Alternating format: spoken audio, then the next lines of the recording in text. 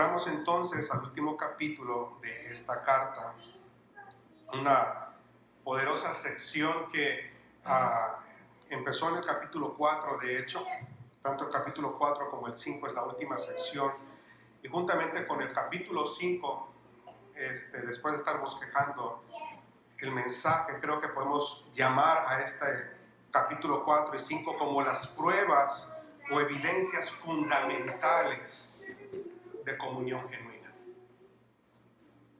En este capítulo, Juan introduce la vida victoriosa como evidencia de comunión verdadera. La Biblia tiene muchos términos con los cuales se refiere a los cristianos. Usted puede hablar de ellos, o la Biblia habla de ellos como creyentes, como santos, como soldados, como amigos, como hermanos, como discípulos, como testigos. Pero estos versos resaltan un término en particular. Usted lo puede ver en el versículo 4 y en el versículo 5. Él llama a los cristianos o a los que tienen verdadera comunión vencedores. Vencedores. El término es empleado para quienes han obtenido una gran victoria. Pablo dice que somos más que vencedores. Una gran victoria. Ahora, de las 24 ocasiones que aparece el término o que el término es empleado en el Nuevo Testamento, solamente Juan usa 21 de esas 24 ocasiones. Si tomamos en cuenta el Evangelio de Juan, las 3 cartas de Juan y el Apocalipsis, él es el que ocupa más este término para referirse a los hijos de Dios. Ahora, la base de Juan para llamar así al cristiano es por la evidencia de fe salvadora. Esta fe que nos ha unido en comunión con Dios. El versículo 4, en su última parte dice, y esta es la victoria que ha vencido al mundo. ¿Cuál? Nuestra fe. Ahora, todos los días la gente habla de fe. Todos los días la gente habla de tener fe. Todos los días la gente postea cosas en Facebook, mandan imágenes por teléfono, mandan mensajitos tratando de provocar algo de fe en las personas. En el ámbito cristiano, la fe se ha reducido únicamente a un ejercicio de pensar positivamente. Muchos cristianos creen que tener fe es pensar positivamente y mandan mensajes positivos para que tú pienses positivamente y alimentar de esa manera tu fe. Otra parte de los cristianos piensa que fe es hacer el esfuerzo por creer que todo aquello que deseamos o aún no vemos realizado, lo veremos hecho en algún momento. Y si nosotros juntamos todos estos conceptos de fe, no es difícil concluir que la fe, aún dentro del ámbito cristiano, tiene un uso o un entendimiento egoísta en estos días. Cuando la Biblia habla de fe, está hablando de una firme convicción en Cristo. Esta convicción produce un pleno reconocimiento de la verdad de Dios. Ese conocimiento después lleva a una rendición personal y esa rendición personal se ve evidenciada en una conducta, en un cambio de conducta inspirada en la persona de Cristo. Y se comprueba por la obediencia y la fidelidad a Cristo, sin importar si se recibe lo no deseado, si se reciben sus sueños, si se cumplen sus deseos o si las condiciones lo permiten o no.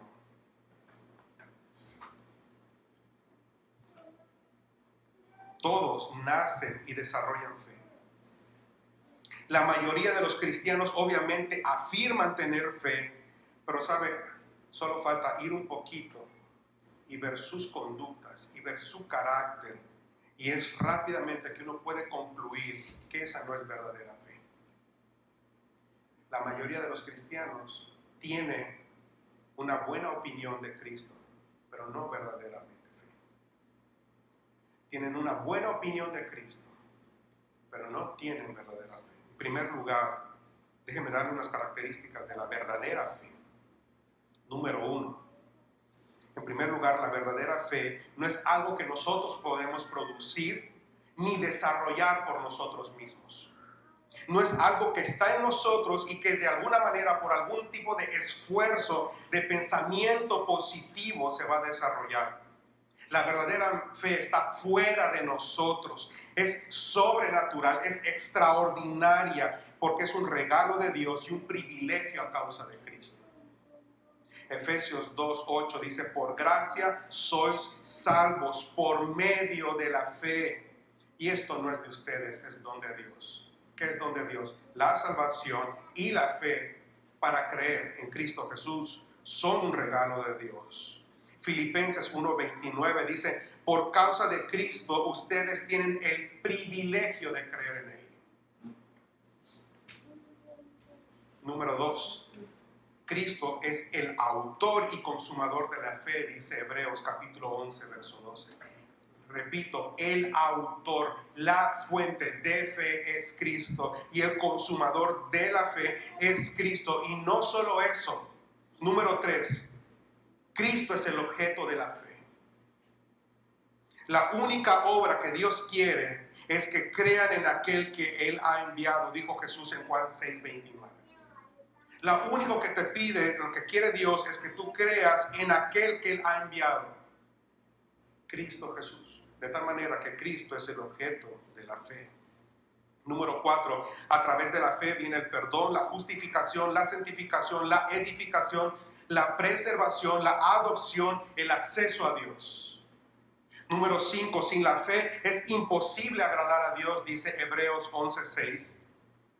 1 Timoteo 1:18, Pablo dice que es necesaria para la batalla del cristiano. Gálatas capítulo 5:22 dice que la fe es fruto del Espíritu Santo. Produce esperanza, gozo, paz y confianza. Romanos 11:20 dice que por la fe los creyentes son fieles. Hebreos 11:2 dice que por la fe los creyentes alcanzan buen testimonio. 1 Juan 5:4 dice que por la fe los creyentes vencen al mundo. 1 Juan 2:14 dice que por la fe los creyentes vencen a Satanás. Y número 10, la fe expresa amor por los hermanos y al prójimo. Eso lo dice Santiago 2:14-18 cuando dice: tú tienes fe, muéstrame tus obras. La fe sin obras es muerta. Amados, podemos mostrar cierta rectitud visible. Podemos tener cierto o mucho conocimiento. Podemos estar incluso involucrados en servir o en un ministerio, tener entendimiento incluso del pecado. Incluso podemos experimentar algo parecido por una decisión por Cristo y sin embargo no tener fe salvadora. Las pruebas del auténtico cristianismo son amor por Dios, devoción por su palabra, arrepentimiento continuo del pecado, separación del mundo, amor sacrificial, hacer las cosas para la gloria de Dios, vida de obediencia y crecimiento espiritual. Si lo primero es una realidad y hablamos de ministerio, hablamos de conocimiento, hablamos de emoción, si lo primero es una realidad pero lo segundo no existe, usted tiene suficientes razones para dudar de su profesión de fe por Cristo.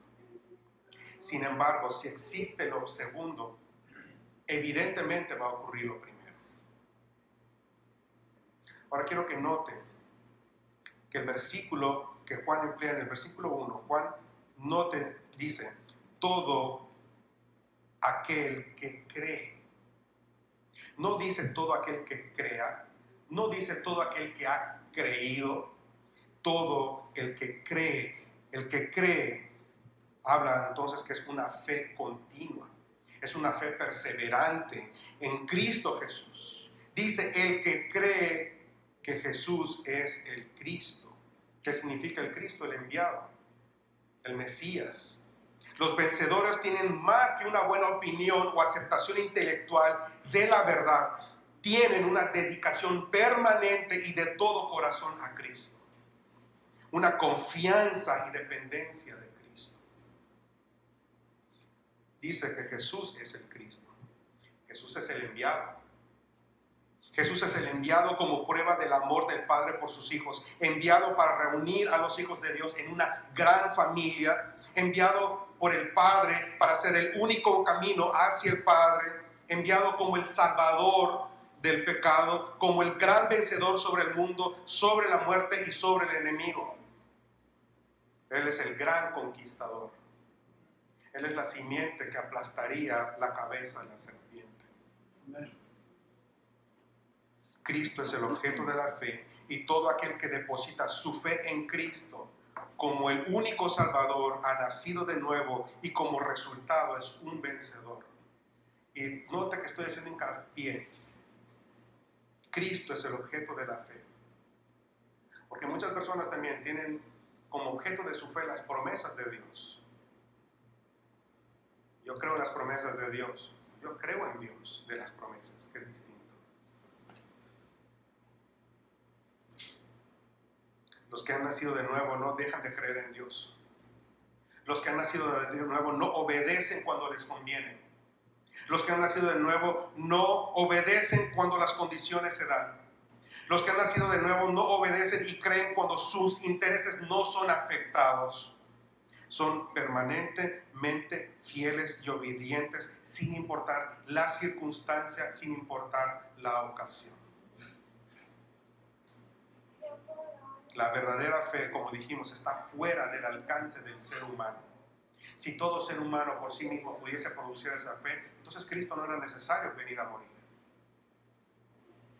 Pero la fe verdadera, la fe que salva, está fuera del alcance del mundo, a tal grado que tenemos que ser traídos a Cristo por nuestro Padre Celestial, porque ninguno puede llegar a Él por su propia fuerza. Juan 6:44 dice, nadie puede venir a mí si no lo trae el Padre que me envió y yo lo resucitaré en el día final.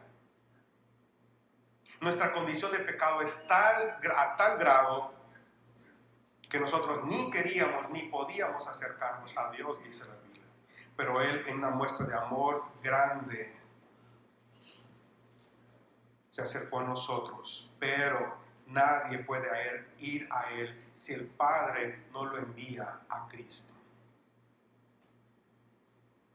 Pablo dice que somos dotados, dice 1 Corintios capítulo 2:12, que somos dotados no con el espíritu de este mundo, sino con el espíritu que es de Dios, dice, para que podamos saber las cosas dadas a nosotros por Él.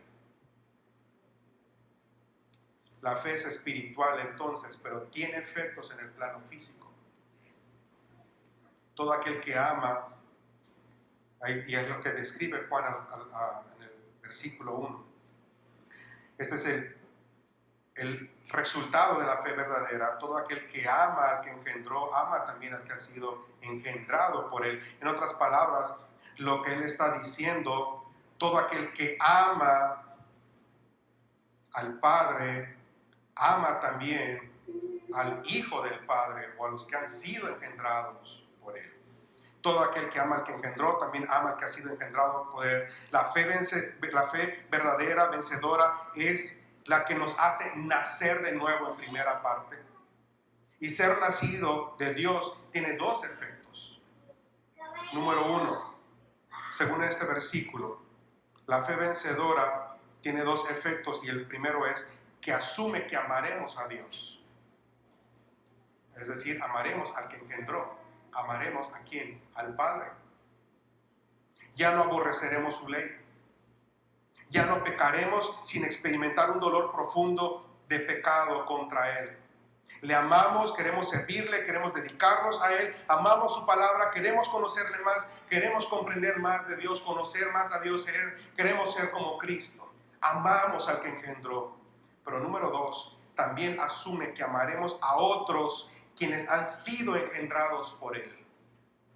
Estamos hablando de nuestros hermanos y nuestras hermanas en Cristo. Esta fe entonces produce amor.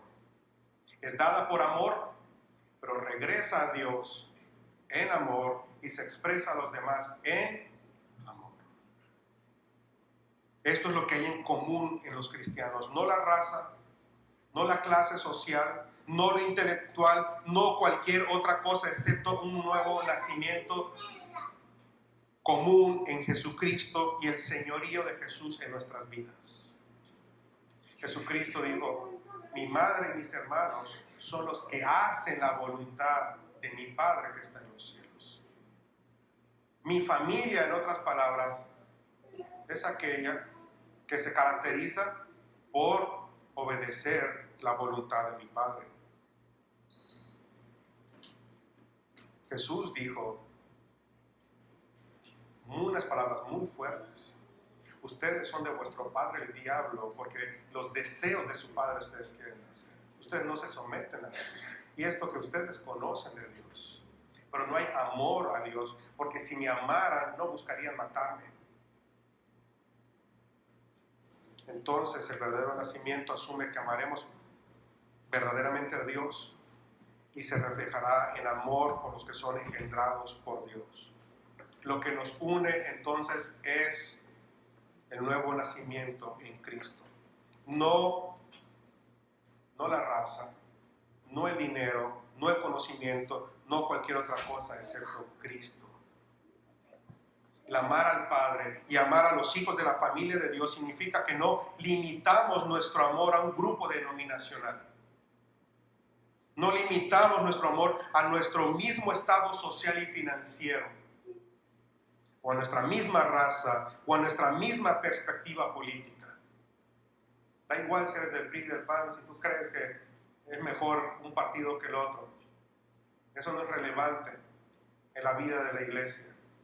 Es Cristo. Si cualquiera de estas cosas significa más para nosotros, quiere decir que tenemos problemas para amar a un hijo de Dios.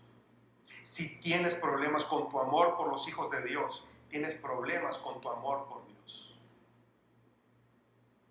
El hermano Josué Barrios compartía lo siguiente en una publicación, y cito: algunos están más interesados en demostrar sus conocimientos y ganar debates que en ayudar y servir al prójimo.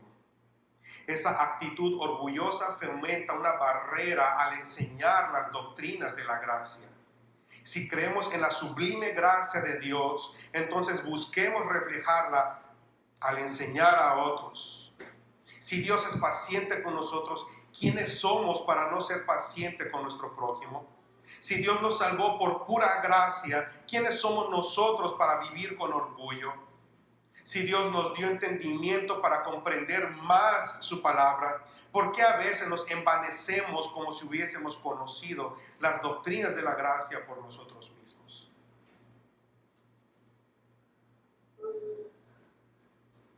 Dice la palabra de Dios: en esto conocemos que amamos los hijos de Dios. Verso 2. Cuando amamos a Dios y guardamos sus mandamientos, dice el versículo 2.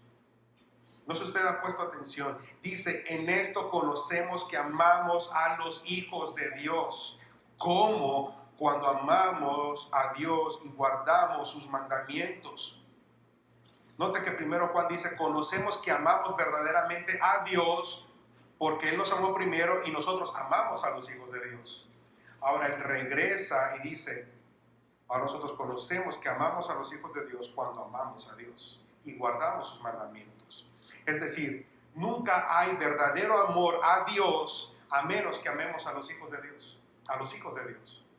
Y ya lo dijo: ¿cómo puedes decir que amas a un Dios invisible, a un Dios a quien no ves, y aborreces a tu hermano a quien sí ves? Lo que está diciendo aquí es que la manera correcta de amar a los demás es cuando Dios ocupa el primer lugar en nuestras vidas. Que la manera correcta de amar a los demás es amando primero y por encima de todo a Dios. Y déjame decirle, no importa si es en cualquier relación en la que usted se encuentre, si usted ama primero o más a una persona que a Dios, esa relación está destinada al fracaso. Toda relación se basa en amar primero a Dios por encima de las personas.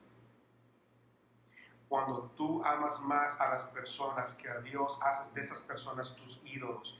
Y dice la Biblia que tus ídolos tarde o temprano te van a defraudar. Pero el amor de Dios es para siempre, es eterno y Él nunca falla. Ahora, cuando nuestro amor por Dios se enfría, nuestro amor entonces por su palabra se enfría, y pronto nuestro amor por los demás también se enfría. Nos volveremos inefectivos, estorbaremos el desarrollo espiritual del pueblo de Dios. Quiero que me acompañe brevemente a Éxodo capítulo 20. Usted ya de una manera está familiarizado con este pasaje, son los 10 mandamientos. Éxodo capítulo 20. No los vamos a leer, pero sin embargo quiero que usted tenga presente el pasaje, porque vamos a ver cómo esto se ve. Dice que la mejor manera de mostrar amor por el prójimo es amando a Dios y obedeciendo sus mandamientos. Bueno, tenemos que entender cómo funciona esto. Quiero que usted observe los versículos 2 al 11. Los versículos 2 al 11 nos muestran la primera categoría de los 10 mandamientos. Los 10 mandamientos están dados en 2 categorías. La primera categoría es la categoría vertical, hacia arriba. Y la segunda categoría es la horizontal. La primera categoría, la vertical, es la que tiene que ver en relación con Dios. El verso 2 al 11. Amén. Y lo dice: no tendrás dioses ajenos delante de mí. Yo soy Jehová tu Dios, no te harás imagen, no te inclinarás a ellas, no tomarás el nombre de Jehová tu Dios en vano, acuérdate del día de reposo. ¿Ya? Todos estos son mandamientos que tienen que ver en relación con Dios. Pero del versículo 12 al versículo 17 viene la categoría número 2, la horizontal, la que tiene que ver en nuestra relación con nuestros semejantes. No se menciona a Dios en ninguna parte de ahí, ¿ya? Algo que tenga que ver con Dios. Pero de manera que entendemos lo siguiente, de manera que esta última categoría, la horizontal, queda protegida al poner o al obedecer la primera. Y vamos a ver vamos a ampliar un poquito más esto en Deuteronomio capítulo 10. Vaya también ahora a Deuteronomio 10. En su casa, observe los 10 mandamientos y observa lo que le estoy diciendo. Categoría vertical y horizontal. Y la última, la horizontal, queda protegida por obedecer la primera.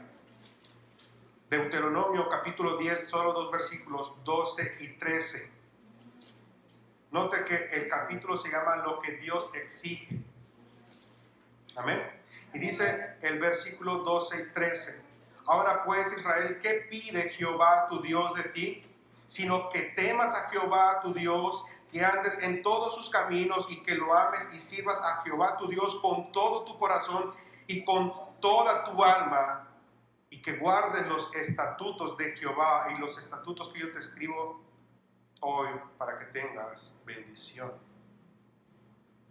¿Qué pide Jehová tu Dios de ti? Número 1, temor, respeto, reverencia. Número 2, que andes en todos sus caminos, es decir, que vivas de acuerdo a su voluntad. Y número 3, amarle y por ende servirle con todo tu corazón y con toda tu alma. Amén. Ahora, de regreso a primera de Juan, a nuestro verso, podemos ver que cuando amamos a Dios como nuestro Padre y Señor, la reverencia, el temor, el respeto tiene que estar necesariamente conectado con el amor. No respetamos y reverenciamos a Dios por miedo. Respetamos, tememos, no como una respuesta miedosa a Dios, porque el perfecto amor echa fuera el temor. Nuestra reverencia reverencia, nuestro temor no es miedo, es una respuesta amorosa a Dios. Entonces, como Dios es la fuente de toda rectitud y justicia, el que lo ama tiene que tener necesariamente el corazón listo para hacer lo que es justo delante de Él. Primera de Juan 2:29 dice: si saben que Él es justo, sepan también que todo el que hace lo justo es nacido de Él.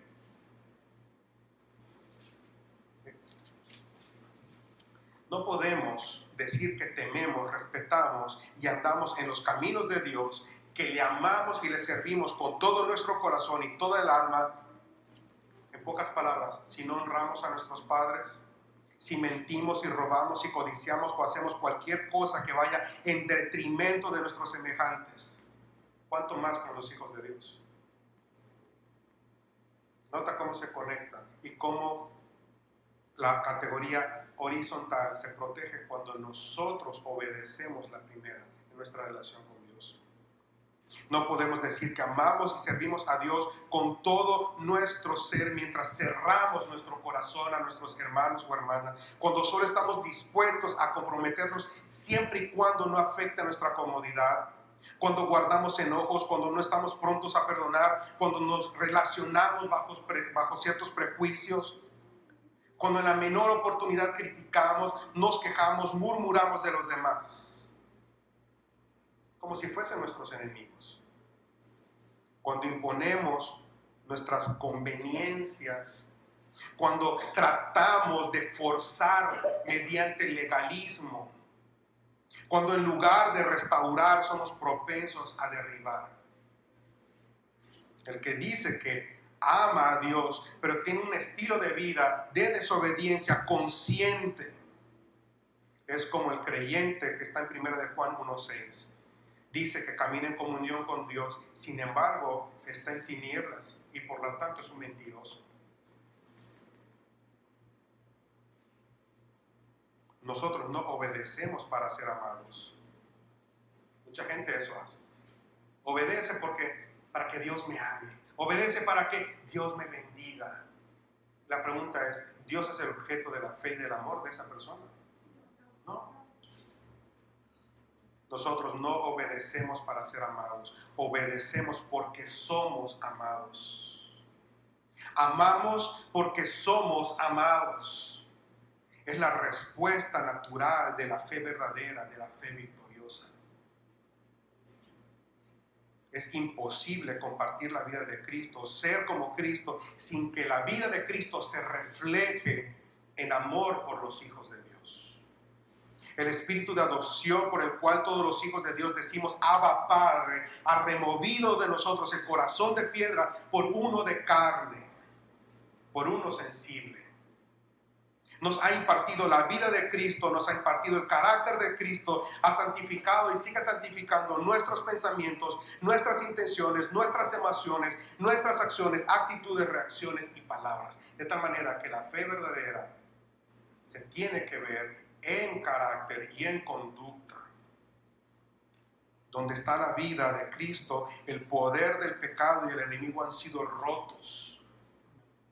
Y entonces, ¿qué pasa? Florece el amor, el gozo, la paz, la paciencia, la benignidad, la bondad, la fe, la mansedumbre, la templanza.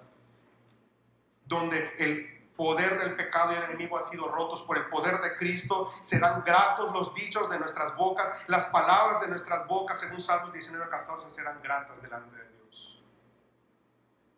Procuraremos lo que contribuye a la paz y a la edificación mutua, como dice Pablo en Romanos 14:19.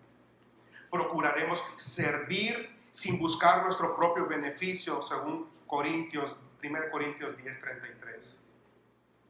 Y Mateo 10:8, daremos de gracia lo que de gracia hemos recibido.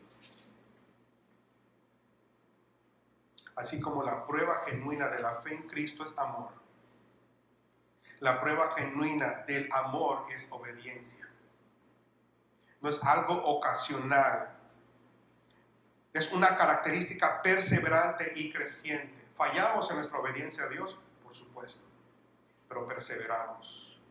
Somos constantes. y cada vez crece más nuestra obediencia a Dios. Juan lo enfatiza al decir lo siguiente: el amor a Dios, ¿qué es? Dice el versículo 3, este es el amor a Dios. ¿Cuál?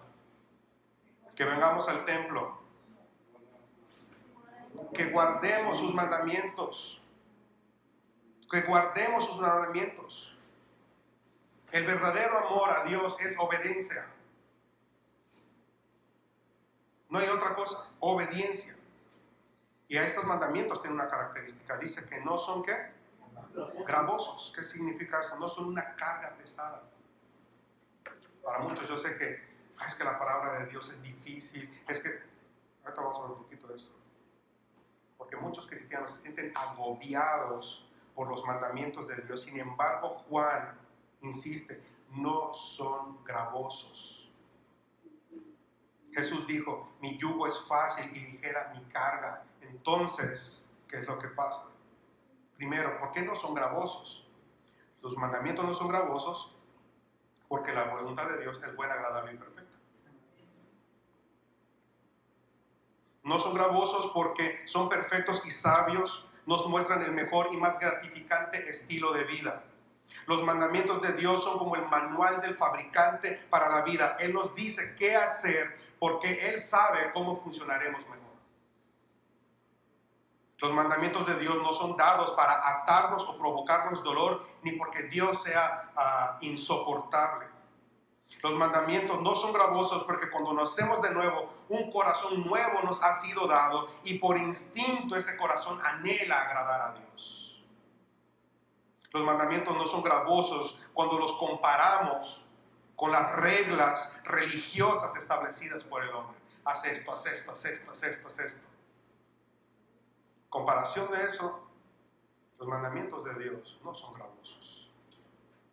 Sus mandamientos no son gravosos cuando verdaderamente amamos a Dios. Cuando amamos a Dios, deseamos agradarle, deseamos obedecerle, deseamos vivir para Él. Es más, cuando amamos a Dios, queremos conocer más de su palabra. Cuando amas a alguien, no parece difícil para ti pasar por grandes dificultades para ayudarles o agradarles. Disfrutas hacerlo. Sin embargo, si tienes que hacerlo por un enemigo, ¿cómo lo harías? Te la pasarías quejándote todo el tiempo. Pues el problema no es que los mandamientos de Dios sean gravosos, porque no lo son. Nuestro corazón rebelde. Génesis 29:20, ustedes lo han leído, la historia de Jacob y Raquel, y dice que Jacob trabajó 7 años por Raquel, y dice lo siguiente, que a Jacob le parecieron como pocos días porque la amaba. ¿Usted cree que se la pasó 7 años quejándose? No, la amaba. Entonces, obedecer los mandamientos de Dios y amar a nuestro hermano no parecerán gravosos cuando en verdad amamos. Si de verdad amamos a Dios, sus mandamientos no serán gravosos para nosotros, y amar a nuestro hermano no será gravoso. En lugar del pesado requerimiento de guardar cientos de pequeñas reglas. Es lo que hace la religión. Esto y esto y esto, y como si fueras a la escuela, tienes que hacer esto y esto y esto y esto y esto y esto. Entonces llegan todos los cristianos fuera del templo y durante la semana viven como que tienen una lista de deberes y van y palomean, ya hice esto, ya hice esto, ya hice esto. Y es una vida religiosa. En lugar de un pesado requerimiento de hacer muchas cosas, Jesús solamente nos está diciendo una cosa. Solo te pido una cosa: ámame a mí. Ámame a mí y vas a caminar en obediencia. Ámame a mí y los resultados van a venir solos. Ámame a mí por encima de todo y las cosas se van a dar. Le preguntaban a uno que fue asesor en la presidencia, no recuerdo si de George Bush o de Barack Obama, y le preguntaban cómo lidiaba él con tantas personas que llegaban y decían muchas cosas, con tantas opiniones. Dice, ¿cómo puedes lidiar con tanto eso? Dice, es que no es difícil para mí. Yo solo sé a quién tengo que obedecer. hablando del presidente. Lo que más digan, yo solo me tengo que atener a una persona, no me quiebro la cabeza. Así somos nosotros, así es el verdadero cristiano. Solo a una persona le debe su amor, solo a una persona la fe y su lealtad. Todo lo demás viene por consecuencia. Amén. Si eres un verdadero hijo de Dios, tu corazón no ve los mandamientos como un estorbo, una carga. Sin embargo, si para ti los mandamientos son un conjunto de reglas a cumplir, pero esa obediencia no es motivada por amor a Dios, te vas a cansar, te vas a frustrar, te vas a enojar. Cuando las cumplas, te vas a volver un soberbio, te sentirás mejor que otros, brotará el orgullo, porque estás haciendo las reglas. Pero cuando no obtengas lo que tu corazón ególatra pretende, te vas a amargar, porque no fue movido por amor.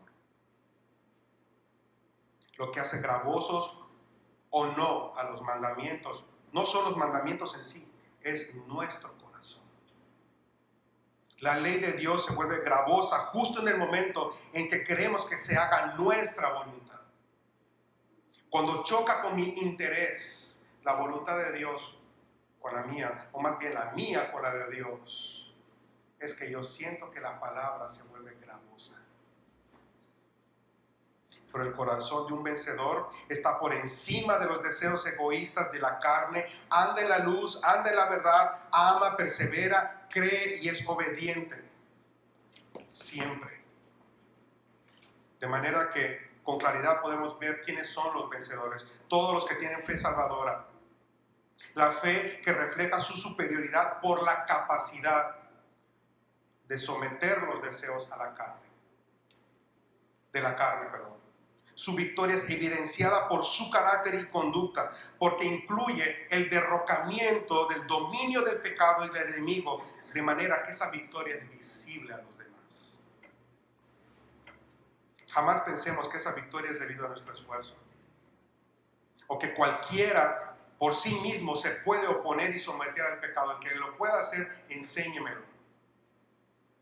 Pero ninguno de nosotros puede oponerse y someter al pecado, a la carne y a Satanás al mismo tiempo. Gracias a la unión de los hijos de Dios con Cristo es que somos participantes de esa gloriosa victoria. Romanos 8:37 dice: antes en todas estas cosas somos más que vencedores que por medio de aquel que nos amó. No por medio de tu obediencia ni de tu esfuerzo, ni por lo bueno que eres para entender, ni por tu ministerio, por nada que no sea por Cristo que te amó. Por eso 2 Corintios 2:14 puede decir: a Dios gracias, el cual nos lleva siempre de triunfo en triunfo en Cristo Jesús. Es solo la fe en Cristo, el amor a Cristo, la obediencia y perseverancia a su voluntad lo que hacen del cristiano un vencedor. No es la obtención de éxito según el mundo. No es la obtención de reputación y fama. Tampoco el lograr lo que queremos y deseamos. No es la prosperidad, ni vencer siquiera una enfermedad. Usted no es vencedor por vencer una enfermedad, la que sea. Tampoco es la pobreza ni la mediocridad. Somos más que vencedores cuando todo lo anterior no está por encima de nuestro amor por Dios. Cuando a pesar de la enfermedad, a pesar de la debilidad, a pesar de cualquier otra circunstancia, por muy difícil que sea, mi amor por Dios sigue siendo igual y sigo perseverando en la obediencia a Dios. Y persevera en mí el deseo de que Él haga su voluntad, no la mía. Y mi corazón ama esa voluntad al punto de que me someto y obedezco por amor a Dios. La clave para la victoria es la fe que salva. No es una fe de ven y recibe salvación. Es una fe consciente que permanece. Una continua confianza y dependencia en Jesucristo. Dice el versículo final: ¿quién es el que vence al mundo? ¿Quién es el que vence al mundo? Sino el que cree que Jesús es el Hijo de Dios. La vida de permanecer en la fe y confianza en Jesucristo es la vida que vence las presiones y las tentaciones del mundo. Es la vida de Cristo en nosotros. No es lo que dicen muchos, ayúdate que yo te ayudaré. No es eso. Es lo que Cristo por amor ha hecho por nosotros y hace en nosotros. Vencemos porque hemos nacido de Dios. Amén. Los vencedores tienen un lugar especial en el mundo futuro. Dice Jesús en Apocalipsis 3:21 que los vencedores se les dará que se sienten con Él en su trono, así como Él ha vencido y se ha sentado con el Padre en su trono.